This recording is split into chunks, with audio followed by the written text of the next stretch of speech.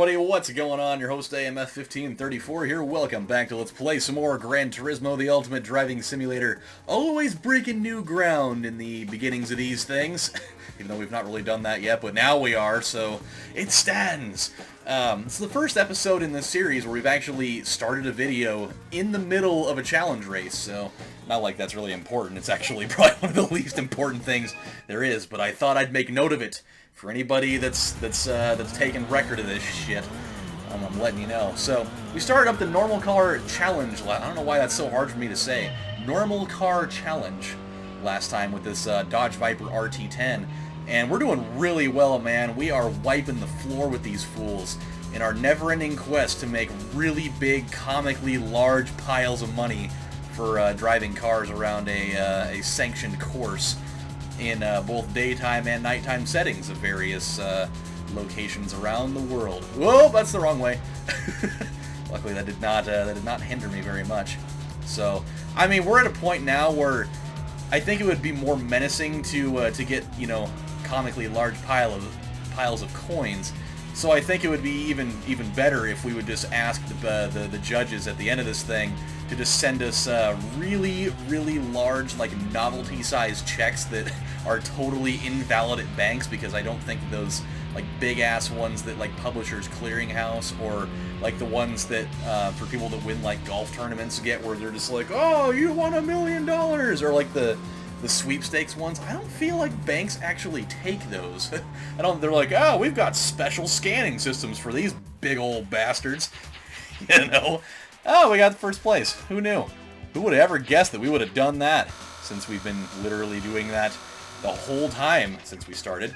So this is good news. I'm so pumped about it, man. We're gonna be in such good shape by the time this this cup challenge is finished. I am going to be filled with joy. I'll be having a massive gamer boner about that. You know, my gaming penis will be filled with blood so much at that point that it would be very physically embarrassing if it were actually a real thing that was going on. You know, that'd be the kind of thing that you simply can't hide. You just can't. It'd be just about as bad as when you get a boner while wearing, like, sweatpants or basketball shorts. Oh, those are the worst. Those are truly one of the worst things. Ah, God, I did it again. It's like an optical illusion out there, man. Like, every time I come to that turn, it looks like it's gonna go a different direction than it actually is going. But luckily, we're gonna hang in there because we have so much more raw power than the fools behind us. It's not really gonna be an issue. I mean, unless we end up spinning this thing all the way out like a spin cycle in a washing machine. I hate when people say that. In a washing machine. I don't know how people like Washingtonians, for some reason, I don't know why it is, but they always inject that R in there, and it doesn't make any fucking sense at all. Because people they'll call it Washington, and it's like, where is the R coming from? There's literally no R in that word at all. So why are you going to wash your car or wash your clothes? You don't need to. You can wash your car and you can wash your clothes, but I don't know. No need to you know, to go complain to George Washington about it either, you know. It's just it's a weird thing to me. I mean, there's, you know, different dialects of speaking all around the country. I just always found that one to be particularly weird because there's just no R in there, you know. It's just not even there. Not even like in a different location of the word. There's just straight up not even an R in that word at all. So I don't know. I digress. I could be going on about this all day. I was totally thinking about something today while I was at work. It's actually a very pressing matter in the mind of a gamer, or just in general, really, just because it's fucking awesome. So I was thinking to myself, how awesome would it be? Okay, we need to get this turn right, man. There we go. I was thinking to myself, how awesome would it be if I could, you know, if I had a house of my own, just like one for just me, and that's about it. Or, you know, if I were married, then, you know, my wife, obviously, I'd just be like, hey, we're married, but I'm gonna be going back to my house tonight, and you're not. So I'll see you later. It wouldn't be like that. But how awesome would it be to have just like a really intimately small arcade like dedicated to one of the rooms in my house, like a study or like maybe the garage or something like that. How awesome would it be to have something like that and have like all of your favorite jams in there? Just, you know, a very small selection of your choosing. If it were like, so I ask you guys this just because I know that everybody's probably going to have a different answer for this, but what games would you put? If you could say have like a collection of like 7 or 8 arcade cabinets in like a little tiny room in your spot, which ones would you pick? I don't necessarily need to hear why, because I'm sure that normally with the answers provided, one can usually come to their own conclusion as to why, but for me, I think I'd probably have at least a little bit of variety. I'd try to have a little bit of everything in there. I'd probably have, I would definitely have probably San Francisco Rush 2049, because I love that game to death. I would have probably a couple of vertical scrolling shooters like Raiden 2 and Strikers 1945. I would definitely have Robotron 2084, just because that game pisses me off implicitly, and I also want to get really good at it. It has bothered me for years that game just continually kicks my ass, and there's nothing I can do about it. So I really want to have that game in my little thing so I can get a lot better at it, because I've definitely seen some high scores of that game that are ridiculously way more than my own, and so I really want to be able to contend with that crap. I'd also have like maybe like a scrolling fighter. Like, I really want to have Die Hard Arcade. I love that arcade cabinet, dude. Like the original one, it was the coin operating slot was actually on like the top of the cap, not like the top of the top, but like on the platform where like the joysticks and buttons were at. It was like right there, and you like put the coin in like a little tray, and the thing would just roll down into the machine. It was so cool looking. I fucking love that thing. There was one of the arcades that I went to a lot growing up. They had one of those there, and they had it on free play like usually like every other week, and so dude, I would get down on that game like crazy. It was so much fun. So I would definitely have one of those. I would probably have some type of fighting game, whether it would be Killer Instinct or maybe one of the Street Fighter games, maybe Tekken 3. That's definitely my favorite Tekken by a long shot. So I think yeah, I could, and then whichever one I have at the end there, I could probably have just, you know, I could probably swap out a whole bunch of different ones, like maybe Turtles in Time, or The Simpsons, or maybe like one of the Golden Tee games, because you gotta have a sports game in there somewhere. So yeah, dude, I would be so down with it. And then maybe at the very least, you gotta have a classic in there, man. Whether it's like Mario Brothers or Galaga, or maybe oh, you gotta have Pac-Man in there, man. You definitely gotta have one of those. So you get what I'm saying. You know, I would have, you know, some of the classics and then some of just my personal favorites in there, in this room. But then here's the different question. Here's like the main question that I would bring up, because this one, like, I feel like I'm not the only one by thinking this, but I feel like I might be one of the few in thinking this. I feel like a lot of people, if they were to have their own arcade in their house, like I totally understand it. They'd be like, oh man, I'd have all my favorite games in there, and it'd be set to free play all the time, and I'd just be able to, you know, go in there and just play whatever game I want all the time, and it'd be awesome. And like, I totally understand that having games on free play is sick, but for me, if I had my own little mini arcade like that, I would not have those games on free play. And here's why. What I would do is, in the center of the room, or like right inside the entrance of the room, what I would have is I'd have like this little bowl of quarters that I would just keep specifically for that room only. I would never take them outside of that room, but I'd keep just a little tiny bowl of quarters that would probably hold up to maybe like $5 worth or something. And I would just have that thing of quarters filled up. So that whenever I wanted to play, I could just go and put them in there. Because I think that one of the most iconic things about arcade machines, very much like slot machines, is the actual action of putting the coin inside of the thing and hearing, you know, watching it go in there and then hearing it clanging down inside of the bucket thing down there in the bottom. I think that's one of the best parts. Then you get to hear like the little various sound jingle in the game signifying that you entered a credit in. Like, that's one of my favorite things. I know it's such a minuscule detail, but I love it so much. I love hearing that little bring or banana or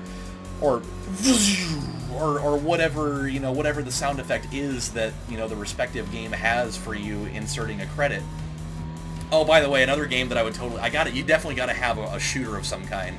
So I would totally have, like, a House of the Dead, or maybe, like, Jurassic Park, or maybe, like, Silent Scope or something like that. Definitely got to have one of those. No personal arcade is complete without a shooter, for damn sure. But yeah, dude, I would totally have them still be coin-operated, because... It's definitely you just lose out on a little bit of that, like, true arcade feel if you're not actually putting coins into it, and another thing too, I don't know whether I'd actually do it or not, but if I were to keep it in coin operated mode, I think that I would still keep a lot of those games at varying values for what you'd start. So like for a game like Galaga or whatever, it'd still be like 1 quarter to start. But if I was playing like Rush or House of the Dead, I'd still make it 2 coins, because that's the way that I grew up playing them. So I think it would only be appropriate if I did it that way.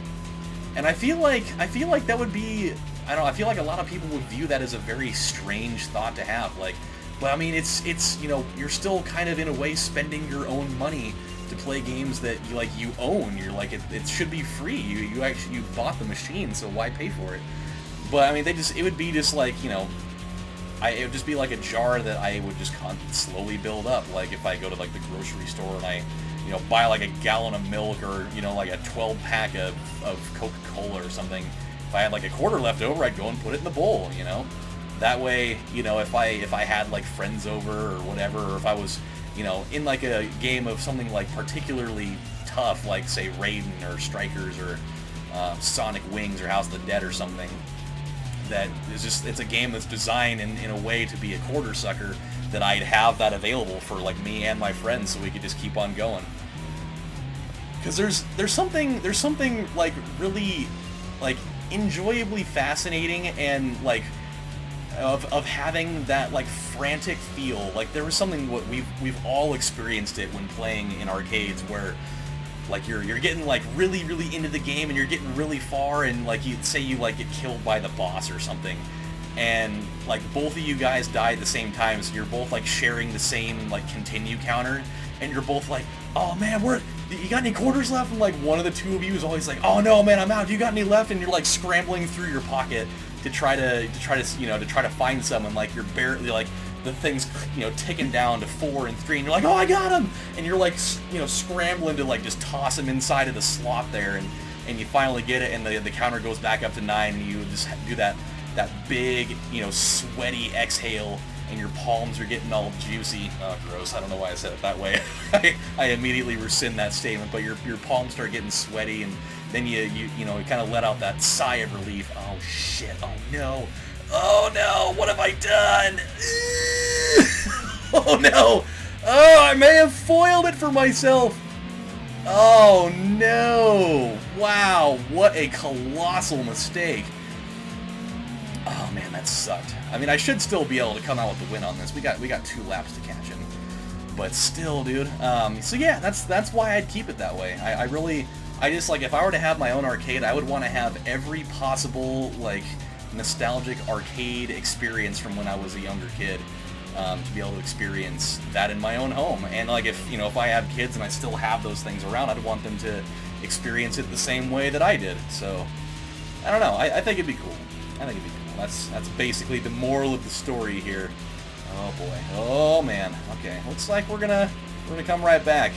I'm sure this NSX right here, he's like, oh man, he finally messed up. I am securing my path to victory for the first time. And he's just sitting there just kind of cruising. And all of a sudden, he's like sitting there like chomping on like a double cheeseburger that he had stored in his glove box for later, because I don't know why he would have put it in there, but he did. And then all of a sudden, while he's taking a bite on it, he looks in his rearview mirror, and here I come, just charging in from behind him, and his eyes get like huge, and he starts choking on the burger. He's like, yeah man, I'm gonna win. Oh, where'd he come from? How is this happening? Oh god! And he's just like, and then he's like, oh damn it. Ah, this sucks. How does this even happen? I don't even deserve. I brought so much shame upon my family. My dad's gonna be so mad. And oh man, that bet that I made at work telling him I was gonna win, I knew I shouldn't have done that. My magic 8-ball lied to me. It told me yes, when I was really thinking it should have just said no.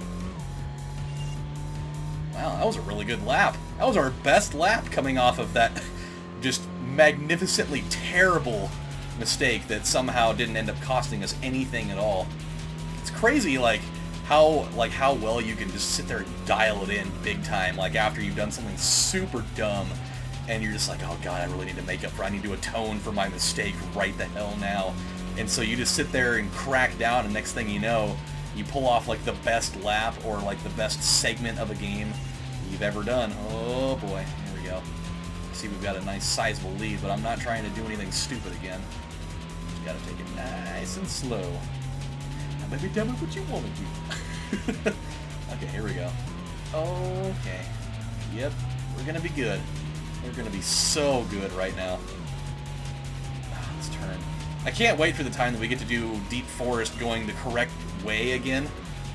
Just because it's still, even though we've done this track definitely more times this direction than, the actual right way, but it's still seeing those chevrons pointing the other direction, it still messes with my head. Even though I know exactly which way I'm supposed to go, I still have to de-scramble that in my brain and be like, okay, you don't go that way, you go the other way. Now don't fuck it up, Alright, well, that went over pretty well. Not too shabby. After as horrible as that went, that one lap, after the giant failure that was, we still won that race by 5 seconds. Oh, man. That would be the ultimate moment where you guys all meet up outside of the finish line, and everybody, gets out of their car, and the guy in that NSX, he gets out and he's just hanging his head, and you kind of look over at him like, you don't know me, man. You don't know what I've got going on. You thought you had me, but I was just toying with you, son. So, yeah, that's how that would be.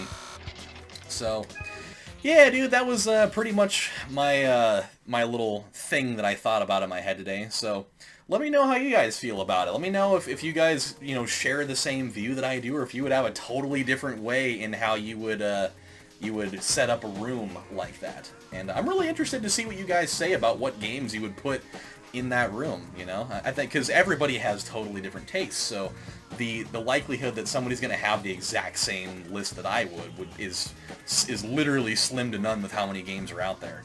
So, can't wait to hear what you guys have in store, but I think we're going to have to call it a video for now. So when we come back on the next installment of Let's Play Gran Turismo The Ultimate Driving Simulator, we're headed back to R11 for our first real race there. That ought to be interesting. We haven't done that yet, have we? Or did we? Have we actually done a race there? I don't know if we did. Oh, whatever. If we have done a race there, then we're doing another one, but if we haven't done a race there, then we will be doing our first one. So until then, my friends, this is your host, AMF1534, saying thank you guys for watching, and I'll see you next time. Take care, guys. Bye.